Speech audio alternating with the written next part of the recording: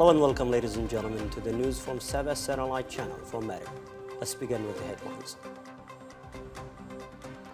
Al-Arada calls for stronger security coordination to counter emerging threats.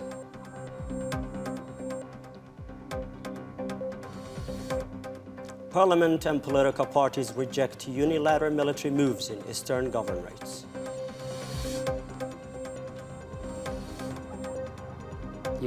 UN condemns Houthi referral of detained UN staff to special court.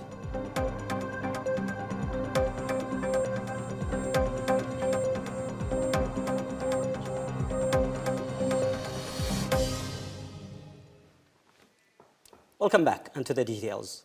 In Marib, Presidential Leadership Council member Sultan Al-Arada chaired an expanded security meeting with senior Interior Ministry officials and security commanders from several governorates. Al-Arada stressed that Yemen cannot restore stability without a strong national security apparatus, praising ongoing efforts to protect institutions and maintain public order. He warned that hostile groups continue to exploit gaps through sleeper cells, infiltration, targeted violence, and attacks on vital facilities, threats that require high vigilance, rapid coordination, and active field presence. He called for greater readiness, proactive operations, and intensified counter-terrorism efforts, while highlighting President Rashad Al-Alimi's support for strengthening security and intelligence capabilities. Deputy Interior Minister Mohammed Salim Aboud reaffirmed the ministry's commitment to improving performance and enhancing unit readiness to meet current challenges. Earlier, Al-Arada also discussed developments in areas of cooperation with Germany's ambassador to Yemen, Thomas Schneider. Via video conference, he praised Germany's political support for Yemen and emphasized the importance of aligning efforts with regional and international partners to advance peace efforts in line with recognized references, including the National Dialogue Outcomes, the Gulf Initiative, the UN Security Council Resolution 2216. The German ambassador reiterated his country's continued support for Yemen's stability and development.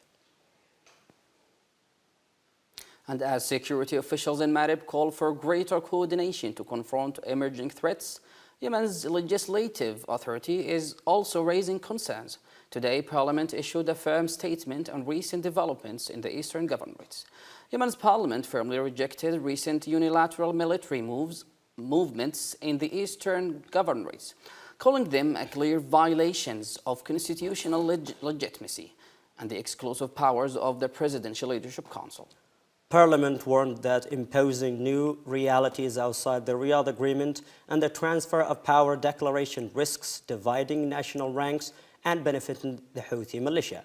It urged the immediate reversal of these actions and called for resolving disputes through dialogue and agreement national frameworks. In a similar context, a coalition of 12 political parties voiced deep concern over recent developments in Shabwa, Hadramaut, and Al-Mahra, condemning what they said were unilateral military actions by the Southern Transitional Council, aimed at imposing new realities out state authority. The parties reaffirmed support for President Rashad Al-Alimi and warned that moving forces from outside their areas and creating parallel structures threaten national unity and ultimately benefit the Iran-backed Houthi militia. They called for de-escalation, a return to dialogue, and adherence to constitutional and political references, praising Saudi efforts to contain tensions. The statement urged international partners to reject any actions outside the framework of legitimacy and protect Yemen from further instability. On humanitarian developments, the Ministry of Social Affairs and Labour welcomed UNICEF's decision to fully relocate its main office from the Houthi-controlled Sana'a to the interim capital. The ministry called the decision as a response to long-standing government requests for international agencies to operate from areas under legitimate authority. The ministry said the move will strengthen the safety and effectiveness of humanitarian and development work. It also reaffirmed its readiness under Minister Mohammed Az-Zawari to provide full support to enable UNICEF to carry out its mission more efficiently from Aden. And in a related development on the humanitarian front, this time in Berlin, Yemen's Deputy Foreign Minister Mustafa Nu'man met with several German humanitarian and development organizations operating in Yemen. The organizations briefed him on their ongoing programs, community impact, and areas of partnership. Norman praised their efforts and affirmed the government's readiness to facilitate their work and support the success of humanitarian and development projects across the country. And as Yemen strengthens cooperation with international partners abroad, efforts at home continue to focus on promoting rights and accountability. In Aden, the Ministry of Legal Affairs and Human Rights, in partnership with UN High Commissioner for Human Rights, marked International Human Rights Day under the theme Human Rights, the Foundation of Our Dignity. Deputy Minister Mohammed Basureh said the event reflects the government's renewed commitment to human rights as a cornerstone of peace and equal citizenship. Basurah stressed ongoing efforts with civil society to document violations committed by the Houthi militia, condemning their raids on international organizations. OHCHR Representative Ahmed Suleiman highlighted the global significance of Human Rights Day and reaffirmed the UN's readiness to support Yemen's human rights efforts. In New York, the UN Secretary General has issued a strong condemnation of Houthi militia's actions against UN staff in Yemen. UN spokesperson Stefan Dujarric said the Houthis are arbitrarily holding 59 UN staff members, some for years, denied access to family or legal counsel, in clear violation of international law. He stressed that UN personnel, including Yemeni nationals, are protected by legal immunities for all official acts. The UN called for the immediate cancellation of the referral and the prompt release of all detained staff, reaffirming its commitment to supporting the Yemeni people through principled humanitarian assistance.